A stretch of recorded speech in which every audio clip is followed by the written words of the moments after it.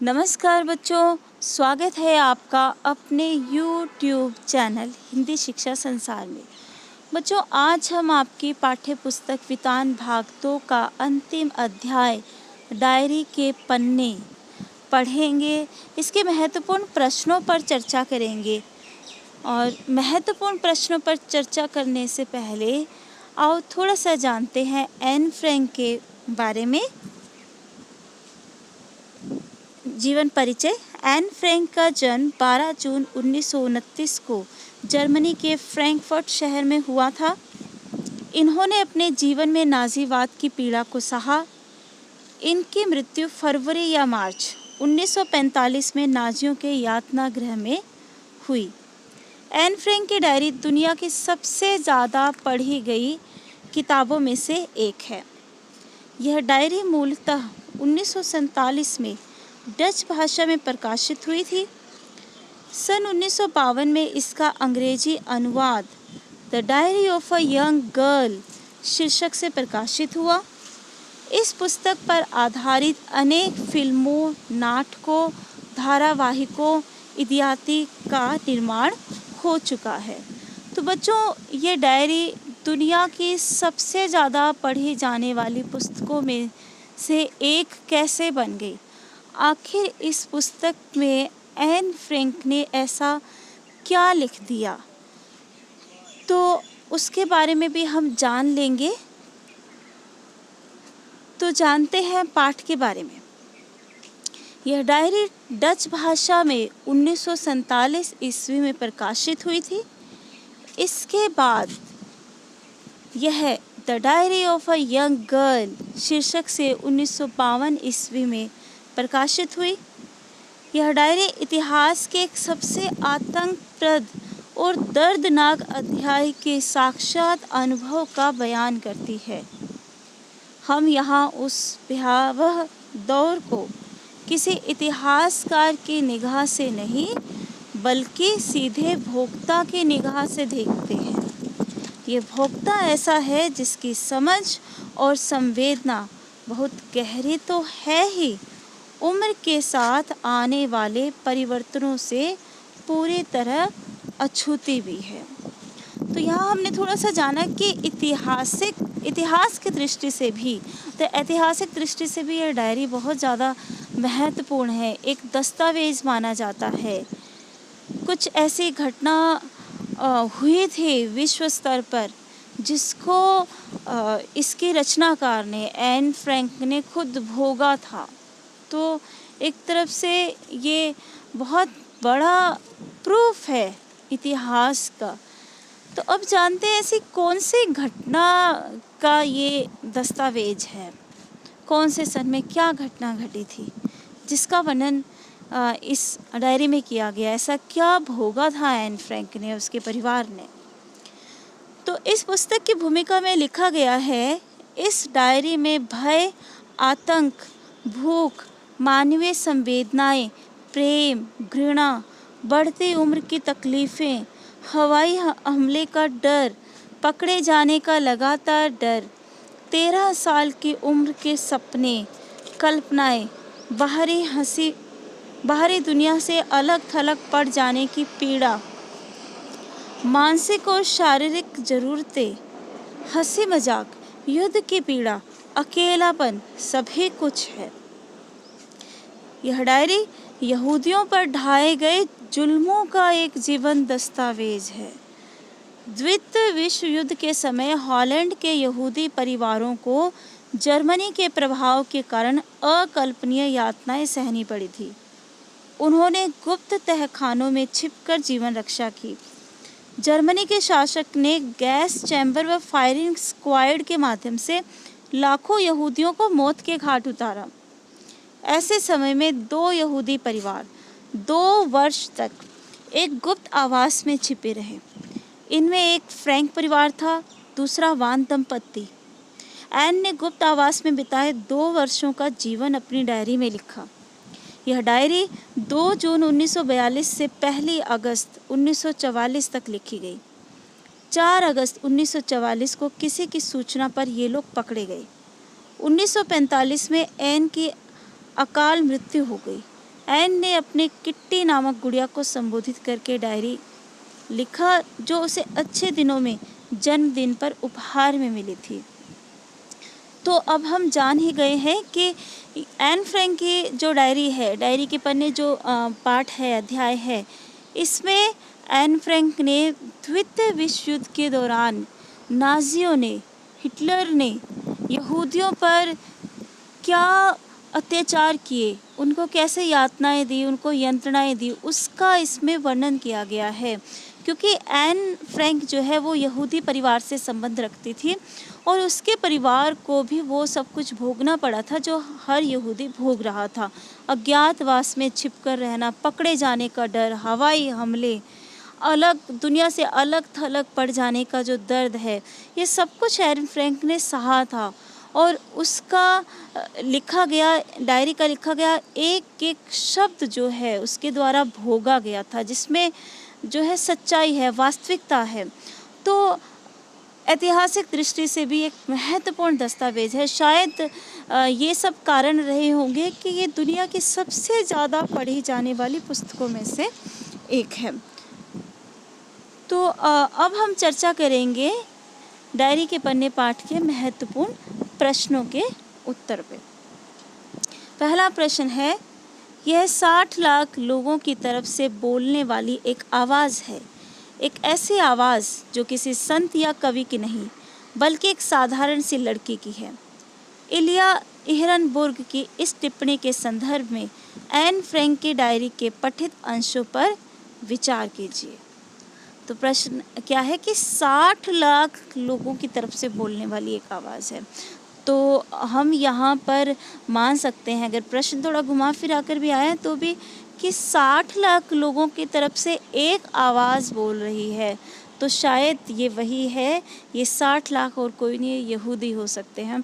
और एक आवाज़ कि एन फ्रैंक ने जो कुछ भोगा है एक यहूदी होने के नाते, वो 60 लाख यहूदी परिवारों ने भी वही कुछ भोगा है। तो ये सिर्फ एन फ्रैंक की आवाज़ नहीं, ये 60 लाख यहूदियों की आवाज़ है, किसी संत या कवि की नहीं है।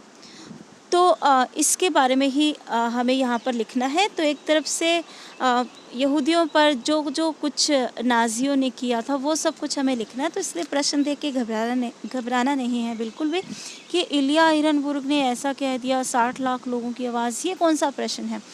तो हमें ऐसे अपनी समझ का इस्तेमाल करना है कि 60 लाख लोगों की तरफ से बोलने वाली एक आवाज़, तो एक आवाज़ तो एन फ्रैंक की है, ये डायरी उसने लिखी है, 60 लाख लोगों की तरफ से बोल रही है। इट मीन्स कि पूरे के पूरे यहूदी परिवारों पर जो कुछ भी हुआ था द्वितीय विश्व युद्ध के दौरान, उस का वर्णन हमें करना है, वो यहाँ पे हमें समझाना है। प्रश्न हमसे वही मांग कर रहा है। तो उत्तर लिखेंगे, एन की डायरी अगर एक ऐतिहासिक दौर का जीवंत दस्तावेज है तो साथ ही उसके निजी सुख दुख और भावनात्मक उथल पुथल का भी, क्योंकि इसमें एन ने द्वितीय विश्व युद्ध के समय हॉलैंड के यहूदी परिवारों की अकल्पनीय यंत्रणाओं का वर्णन करने के साथ साथ वहाँ की राजनैतिक स्थिति एवं युद्ध की विभीषिका का जीवंत वर्णन किया है। अकल्पनीय यंत्रणाओं का मतलब क्या हुआ कि जिसकी हम कल्पना भी नहीं कर सकते, ऐसे ऐसे यंत्रणाएं, ऐसी ऐसे यातनाएं दी गई थी यहूदियों को, ऐसे ऐसे अत्याचार उन पर किए गए थे। तो ये है इसका मतलब। और साथ ही युद्ध के समय वहाँ की जो राजनीतिक स्थिति क्या थी, वहाँ का वातावरण क्या था युद्ध के समय का, वो सब कुछ यहाँ पे एन ने वर्णन किया है।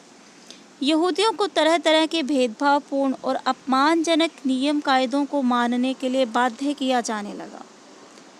मतलब इनके लिए अलग नियम बना दिए गए थे यहूदियों के लिए, और ऐसे जैसे भेदभाव किया जा रहा है, अपमानजनक नियम, उनको विवश होकर इनको मानना पड़ रहा था।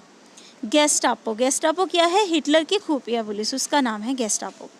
छापे मारकर यहूदियों को अज्ञातवास से ढूंढ निकालती और यातना गृह में भेज देती। चारों तरफ अराजकता फैली हुई थी। यहूदी अज्ञातवास में निरंतर अंधेरे कमरों में जीने को मजबूर थे। अज्ञातवास मतलब जिस आवाज़ के बारे में किसी को भी ज्ञात ना हो, ऐसे छुपकर उनको रहना पड़ रहा था। क्यों? अगर किसी को पता चल गया तो नाज़ियों ने पकड़ लेना है उनको और यातना देनी, यातना शिविरों में डाल देना है। और रोशनी भी नहीं कर सकते थे, रोशनी करेंगे तो पता चल जाएगा कि यहाँ पर कोई रहता है। तो अंधेरे कमरों में रहना पड़ा, जीने को मजबूर होना पड़ा। उन्हें एक अमानवीय जीवन जीने को बाध्य होना पड़ा, मतलब एक ऐसा जीवन जो किसी मानव का नहीं हो सकता, ऐसा जीवन उनको जीना पड़ा। हिटलर की नाज़ी फ़ौज का खौफ उन्हें हर वक्त आतंकित करता रहता था। मतलब नाज़ी फ़ौज का क्या खौफ था कि अगर उन्होंने हमें पकड़ लिया तो, और पकड़ लिया तो हम पर कौन कौन से जुल्म ढाए जा सकते हैं, कौन कौन सी यातनाएं दी जाएगी। तो उसका डर जो है उनको आतंकित करता रहता था, सताता रहता था। इसलिए इलिया हिरनबुर्ग की यह टिप्पणी कि यह 60 लाख लोगों की तरफ से बोलने वाली एक आवाज़ है, एक ऐसी आवाज़ जो किसी संत या कवि की नहीं बल्कि एक साधारण सी लड़की की है, सर्वमान्य है एवं सत्य है।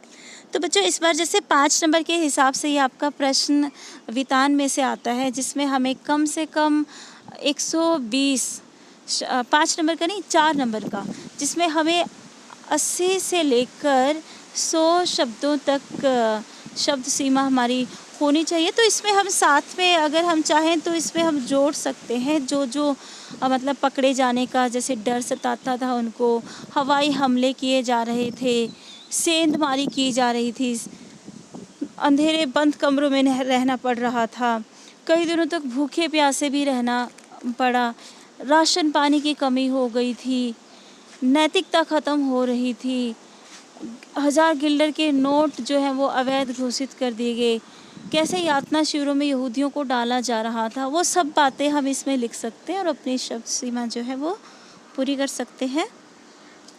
प्रश्न संख्या 2 है, काश कोई तो होता जो मेरी भावनाओं को गंभीरता से समझ पाता, अफसोस ऐसा व्यक्ति मुझे अब तक नहीं मिला। क्या आपको लगता है कि ऐन के इस कथन में उसके डायरी लेखन का कारण छिपा है? उत्तर दीजिए। तो ऐन एक साधारण लड़की थी, वह अपनी पढ़ाई सामान्य ढंग से करती थी, परंतु उसे सबसे अक्खड़ माना जाता था। उसे हर समय डांट फटकार सहनी पड़ती थी।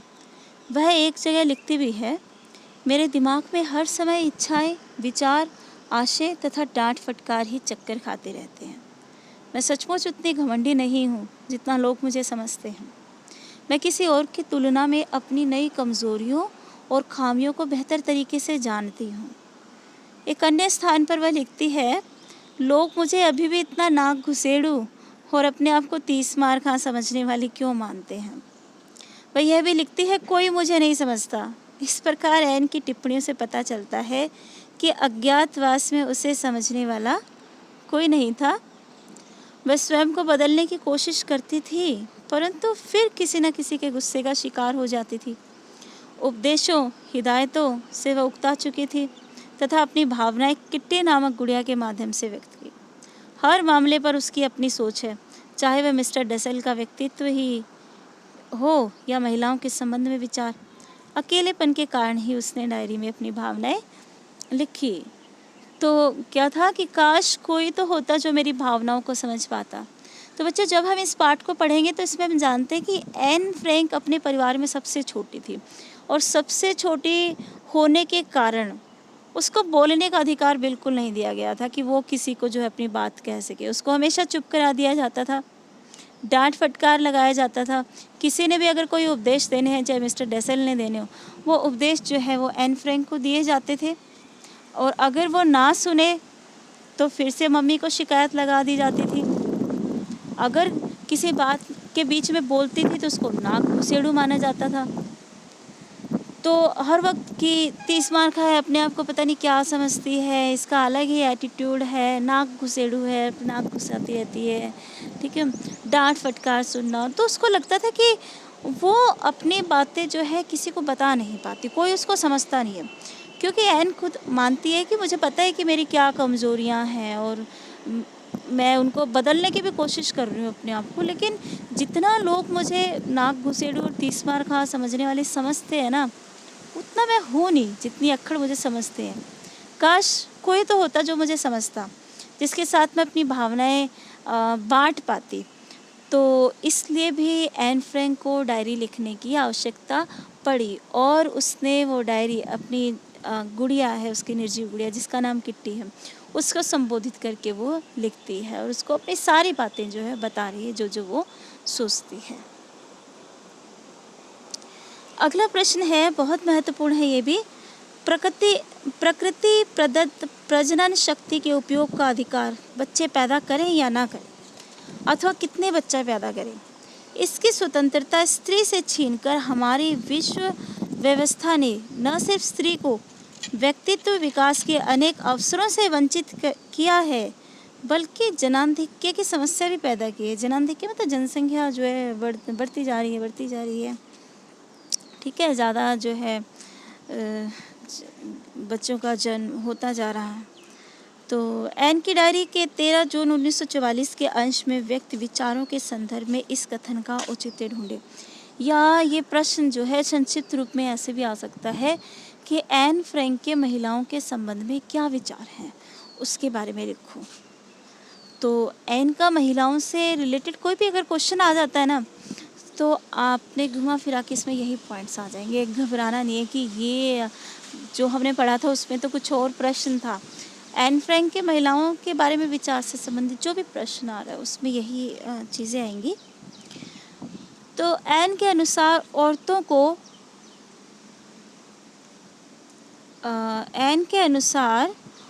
को उनके हिस्से का सम्मान मिलना चाहिए।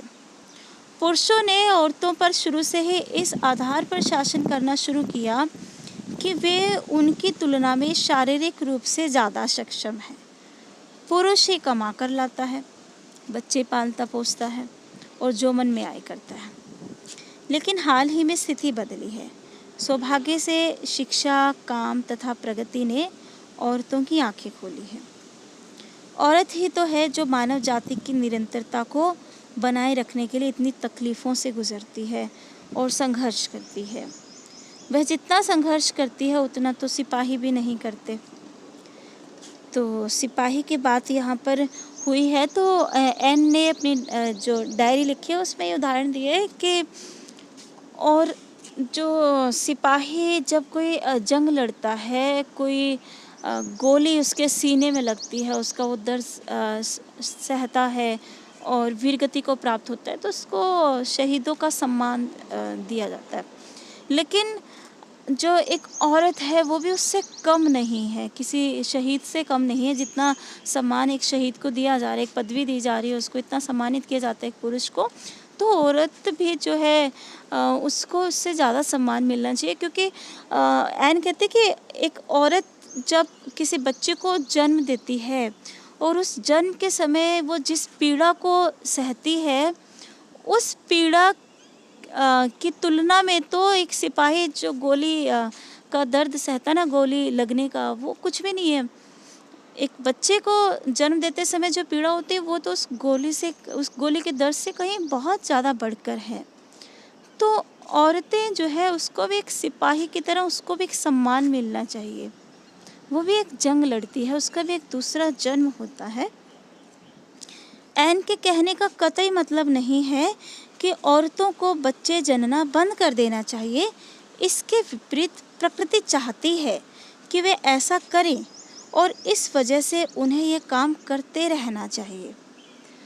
तो यहाँ पे हम इसको कैसे एक्सप्लेन करेंगे कि इसमें क्या है, जैसे शुरू का जो गद्यांश उत्तर में लिखा है उसमें था कि पुरुष जो है वो इस आधार पर औरतों पर शासन करता है कि शारीरिक रूप से उससे ज़्यादा सक्षम है, कमा कर लाता है, बच्चे पालता पोसता है। और महिलाएं क्या करती है, पुरुषों की तुलना में महिलाएं जो है वो सिर्फ बच्चे को जन्म देती है और उन्होंने कुछ करना है और कुछ नहीं करती। तो एन क्या कहती है कि प्रकृति ने बच्चों को जन्म देने का अधिकार महिला को दिया है।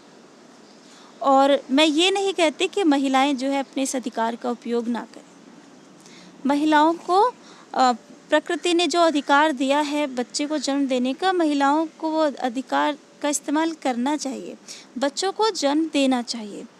लेकिन प्रॉब्लम कहाँ पर है कि पहले क्या स्थिति थी कि महिलाओं के पास बच्चे को पैदा करने का अधिकार भी नहीं था। मतलब पुरुष का जब मन किया, जब जी चाहा, उसने अपनी शारीरिक ज़रूरत को पूरा किया और एक महिला गर्भवती हो जाती है, बच्चे को जन्म देती है और ऐसे न जाने जो है बिना अपनी मर्जी के कितने बच्चों को वो जन्म देती है। इसमें एक महिला की मर्जी शामिल नहीं है, जबकि प्रकृति ने अधिकार ये महिलाओं को दिया है बच्चे को जन्म देने का। तो एन क्या कहती है कि जैसे जैसे शिक्षा का प्रचार प्रसार हो रहा है, महिलाएं जागरूक हो रही हैं, तो आज सिचुएशन क्या बदली है, आज परिस्थितियाँ ये बदली है कि आज बच्चे को जन्म देने का अधिकार महिला के पास है। तो जन्म देने का अधिकार महिला के पास है का मतलब क्या हुआ कि महिला ये फैसला करती है कि उसे बच्चे को जन्म देना है या नहीं, कितने बच्चों को उसे जन्म देना है। ये अधिकार महिलाओं के पास आज आ चुका है। और ये कैसे हुआ है? शिक्षा के प्रचार प्रसार से, जागरूकता से। और पहले ये अधिकार महिलाओं के पास नहीं था, पुरुष अपनी मनमानी करता था। फिर हम इसमें और पॉइंट्स भी लिख सकते हैं। यहाँ उत्तर में इतने पॉइंट्स नहीं लिखे हुए, आप और इसमें लिख सकते हो कि इसमें ये भी है कि जैसे जैसे शिक्षा का प्रचार प्रसार हो रहा है, महिलाएं अपने अधिकारों के बारे में जागरूक हो रही है, पुरुष भी उनकी अहमियत को समझने लगे हैं। पुरुष भी अब धीरे धीरे करके उनको वो सम्मान देने लगे हैं जो महिलाओं को मिलना चाहिए। और इस बात को भी समझने लगे हैं कि एक महिला जब एक बच्चे को जन्म देती है तो वो अपनी शारीरिक सुंदरता का भी त्याग करती है, उसके पालन पोषण में भी अपनी शारीरिक सुंदरता का त्याग करती है, अपनी भूख नींद प्यास का त्याग करती है। तो उसके इस त्याग का महत्व भी अब पुरुष समझने लगा है। तो धीरे धीरे करके शिक्षा के प्रचार प्रसार से स्थिति में सुधार हुआ है और समाज जो है औरतों के योगदान को सराहने लगा है। और एन भी ये कहती थी कि ऐसा होना चाहिए कि समाज को भी औरतों के योगदान को सराहना चाहिए, समझना चाहिए। और जैसे जैसे शिक्षा का प्रचार प्रसार होगा ये स्थिति जरूर बदलेगी और बदल रही है।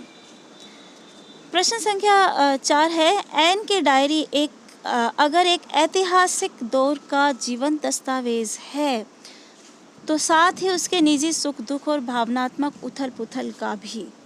इन पृष्ठों में दोनों का फर्क मिट गया है। इस कथन पर विचार करते हुए अपनी सहमति या असहमति तर्कपूर्वक व्यक्त कीजिए। तो असहमति तो है ही नहीं, सहमति है इसमें, क्योंकि एक ऐतिहासिक दस्तावेज भी है और साथ साथ ही ऐतिहासिक दस्तावेज में देखो बच्चों वो वाला पॉइंट इसमें आगे जो हमने सबसे पहला प्रश्न किया था कि 60 लाख लोगों की तरफ से बोलने वाली आवाज़ है, ठीक है। दूसरा प्रश्न हमने किया था काश कोई तो होता जो मेरी भावनाओं को समझता। तो दोनों बातों का इसमें वर्णन किया गया है। यहूदियों पर नाज़ियों ने जो अत्याचार किए उसका भी इसमें वर्णन है। साथ में एन को कोई नहीं समझता था अपने परिवार में, ठीक है। वो अपनी भावनाएं किसी के साथ बांट नहीं पाती थी, उसके कारण भी उसने डायरी लिखी, उसका भी वर्णन है। तो मिला जुला उत्तर हमने इसमें लिखना है कि एन की डायरी से हमें उसके जीवन व तत्कालीन परिवेश का परिचय मिलता है। इसमें द्वितीय विश्व युद्ध के समय हॉलैंड के यहूदी परिवारों की अकल्पनीय यंत्रणाओं का वर्णन करने के साथ साथ वहाँ की राजनीतिक स्थिति एवं युद्ध की विभीषिका का जीवंत वर्णन किया है।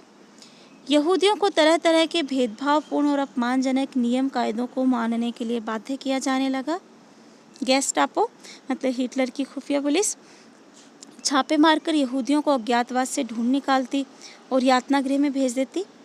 हिटलर के घायल सैनिकों में हिटलर से हाथ मिलाने का जोश, अराजकता का माहौल, अराजकता ना तानाशाह से मिलता जुलता है कि जब लोग किसी की ना सुनी जाए।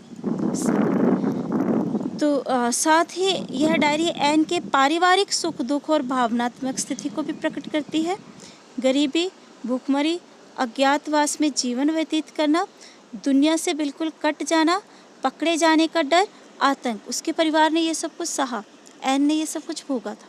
तो उसके खुद की भी क्या उसके खलबली मच रही थी उसके अंदर कि अब पकड़े जाएंगे, अब जो है मन आतंकित है कि अब हिटलर की सेना ना आ जाए, क्या हमें जो है यातना दी जाएगी, गरीबी, भूखमरी, और फिर किसी के साथ अपनी भावनाएं भी नहीं बांट पाता, कोई तो होता। तो ये सब जो है इसमें है इसकी डायरी में वर्णन। तो इस तरह यह डायरी ऐतिहासिक दस्तावेज होने के साथ साथ एन के जीवन के सुख दुख का चित्रण भी है कि एक 13 साल के लड़की ने इतना कुछ जो है सहा है अपने परिवार के साथ, वो भी इसमें है। प्रश्न संख्या 5 है, एन ने अपनी डायरी किट्टी को संबोधित चिट्ठी की शक्ल में लिखने की ज़रूरत क्यों महसूस की होगी? कि वही इसमें, क्योंकि कोई उसकी भावनाओं को नहीं समझता था ना। तो एन अज्ञातवास में थी, तब उसकी आयु मात्र 8 वर्ष की थी। अज्ञातवास में एन से बातें करने वाला और उसके भावों को समझने वाला कोई न था। अब बड़ों की बातें सुनकर वह ऊब गई थी। वह एक निर्जीव गुड़िया को काल्पनिक मित्र बनाती है और उससे संबोधित कर अपने अनुभवों को डायरी के माध्यम से व्यक्त करती है। तो इस यहाँ ये इसमें आ जाएगा। तो धन्यवाद बच्चों, इतना ही था। ये यहाँ पे ये पिक्चर्स हैं। यहाँ पहली जो पंक्ति है एन के परिवार की है, मार्गोट फ्रैंक जो एन की बड़ी बहन थी और मदर फादर की। उसके बाद जो वानदान परिवार रहा था वैन पेल्स फैमिली का है। फिर और इसमें जो करेक्टर्स आए जैसे कुगलर वगैरह, तो ये सारी फ़ोटोज़ हैं उनकी। और ये एन फ्रैंक और ये उसके एन फ्रैंक की डायरी। थैंक यू, धन्यवाद बच्चों। शुभ दिन, स्टे होम, स्टे सेफ।